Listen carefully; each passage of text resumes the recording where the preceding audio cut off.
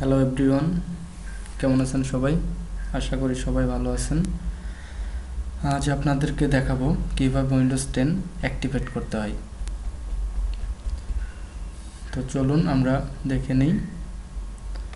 This পিসির উপর right click করে প্রপার্টিজ সিলেক্ট করি। দেন এখানে আমরা দেখতে পাচ্ছি উইন্ডোজ ইজ নট অ্যাক্টিভেটেড, মানে এই উইন্ডোজটা অ্যাক্টিভেট করা নাই। দ্যাটস ওয়াই আমি এখানের অনেকগুলো ফিচার ইউজ করতে পারবো না অ্যাক্টিভেট না থাকার কারণে। লাইক থিমে যদি যাই, এখানে আমি theme setting, desktop icon setting, এইসব আমি ইউজ করতে পারবো না উইন্ডোজ 10 অ্যাক্টিভেট না থাকার কারণে। তো দ্যাটস ওয়াই অ্যাক্টিভেট করাটা আমাদের জন্য জরুরি। তো কীভাবে অ্যাক্টিভেট করতে হবে আমরা দেখে নিই। একটা ছোট্ট একটা সফটওয়্যারের মাধ্যমে আমরা উইন্ডোজ 10টা অ্যাক্টিভেট করে নিতে পারি। সফটওয়্যারটার নাম হচ্ছে KMS Pico। এই KMS Picoর মাধ্যমে আমরা KMS Pico সফটওয়্যারটা ইনস্টলের মাধ্যমে আমরা উইন্ডোজ 10কে অ্যাক্টিভেট করতে পারি। তো আমরা ফার্স্ট টাইম এটা যেহেতু জিপ ফাইল করা আছে, এটাকে ডাবল ক্লিক করে ওপেন করি।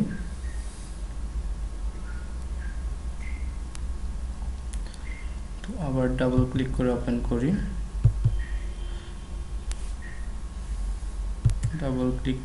করি, এখানে KMS Pico ইনস্টল, এটা ওপেন করি। এখানে KMS Pico setup exe file double click করি। তো এখানে দেখতে পাচ্ছেন এটা যেহেতু জিপ ফাইল ছিল, সে এটাকে এক্সট্রাক্টিং করে নিচ্ছে। তো এর জন্য একটু সময় লাগবে, আমরা একটু সময় দিব।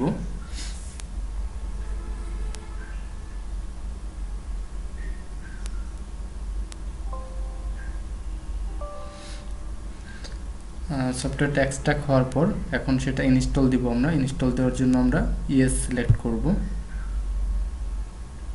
দেন নেক্সট, এগ্রিমেন্ট অ্যাকসেপ্ট করে দেব, নেক্সট নেক্সট নেক্সট। ইনস্টল হচ্ছে।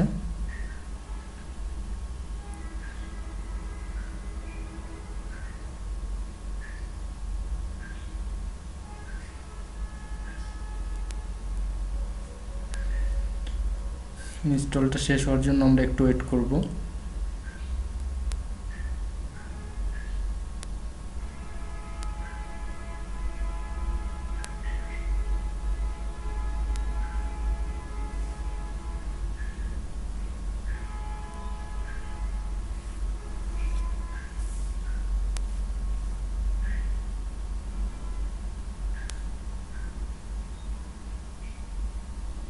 ইনস্টল কমপ্লিট হওয়ার জন্য আমাদেরকে একটু সময় দিতে হবে, আমরা সেই সময়টুকু দিব।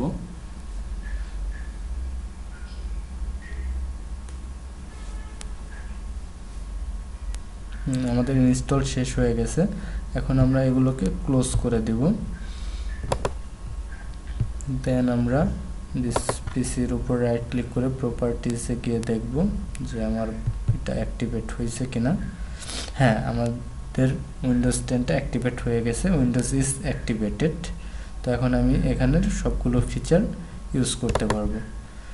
তো আপনাদের যদি এই KMS Pico সফটওয়্যারটা না থেকে থাকে তাহলে আপনারা ডাউনলোড করে নিতে পারেন টরেন্ট অথবা গুগলের মাধ্যমে করে। এই ছোট্ট একটা সফটওয়্যারের মাধ্যমে আপনি আপনার উইন্ডোজ 10কে অ্যাক্টিভেট করে নিতে পারেন।